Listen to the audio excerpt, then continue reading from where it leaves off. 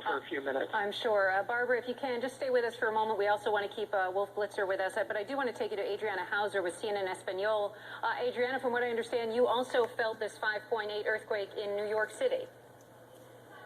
Absolutely, strongly, Randy. I was actually in my office right next to a window. I heard a big slam, and all of a sudden even felt the window shake a little bit. I ran out of the office to see that my colleagues had also noticed that the lights over the studios were shaking, and I didn't know what it was. It was a few minutes afterwards that we knew that it was actually an earthquake that had been felt here, and we could all see it. Now we're looking outside the windows here in our area. We see people actually left the buildings. People are checking their BlackBerries to see what they can find out.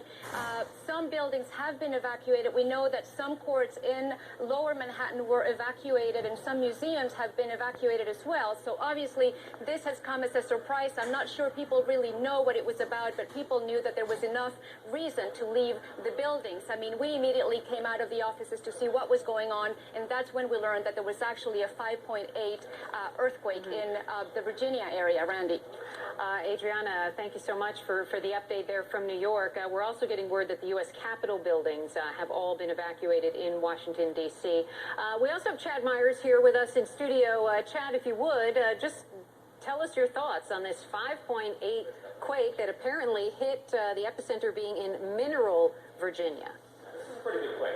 We're talking about somewhere from about, I would say, a shake that could last for a minute or two. I am on mic 45, if you guys are listening. Sounds like I'm on, you guys have a different one on.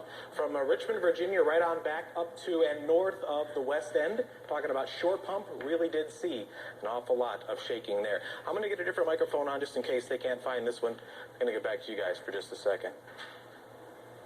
You guys can hear me? Okay, maybe I just can't hear myself because I was working on the headline news here for just a second. And there you go, Richmond, Virginia, right on up to I-64. Here's I-95 in Washington, D.C. So the shake would be really on the west end of Richmond, Virginia, and then all the way back up here to the east of Charlottesville.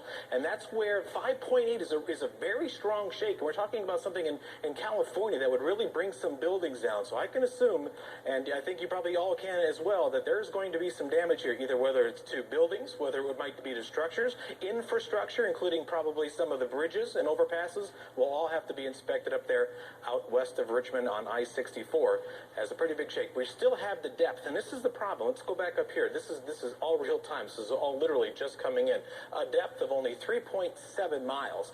That is a shallow quake. That means that you don't have a lot of padding. You don't have, let's say, a 20-mile or 30-mile padding of rocks that maybe won't, it shakes a lot down here, but it doesn't shake at the surface. When the surface and the shake's only 3.7 miles away, that surface shake was pretty good. Go ahead, Dave. You have something for me?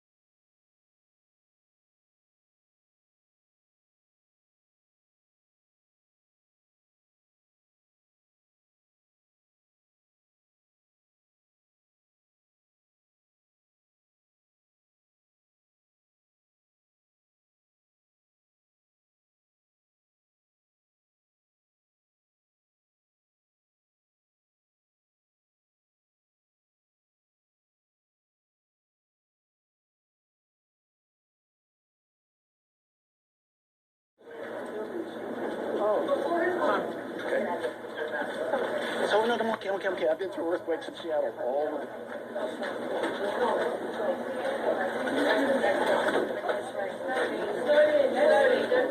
So that was what took place during that press conference in New York. But we have a seismologist on the phone with us, Lucy Jones. Lucy, if you could, tell us, give us your take on what we're watching here now. We've understand this has been felt, started in Virginia, but was felt in Philly, New York City, even Martha's Vineyard, where the U.S. president is vacationing, Ohio. Please tell us your thoughts. That's not a surprise, actually. On the East Coast, you don't have nearly as many earthquakes as we do here in California. But when you do, the rock is so old and cold that the shaking trend, it gets felt over a much wider area. This is one of the largest earthquakes on the East Coast in quite a while, in many decades at least. It is in a location that in the past has had magnitude 3s and 4s. They're just east of Charlottesville, Virginia. So if you look on the National Seismic Hazard maps, you'll see sort of a warm spot in that area. So it's not completely unprecedented, but it's one of the largest that we've had there. And give us an idea, I mean, just for the folks who have been evacuated and some who have chosen to stay inside the buildings, what are the odds in terms of aftershocks in a case like this? Oh, well, there'll certainly be aftershocks. It'd be very rare to have a shallow earthquake at that size without magnitude, at least magnitude 4s, maybe magnitude 5. We had a 5.9 here in Los Angeles a couple of 20 years ago and had a 5.3 as the largest aftershock.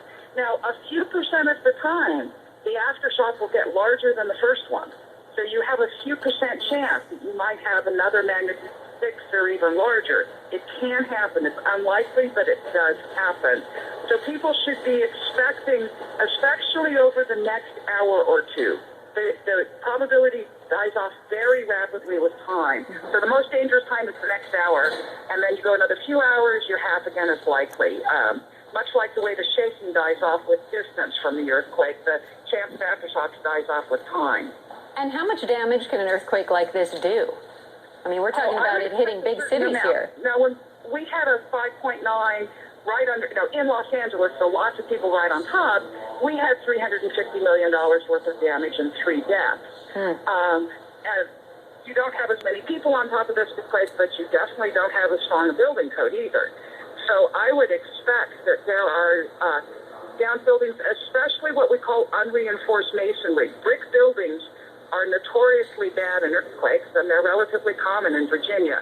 So I think when you get close to where the epicenter is, I would expect to see significant damage to brick buildings. And for those people who've decided to stay inside,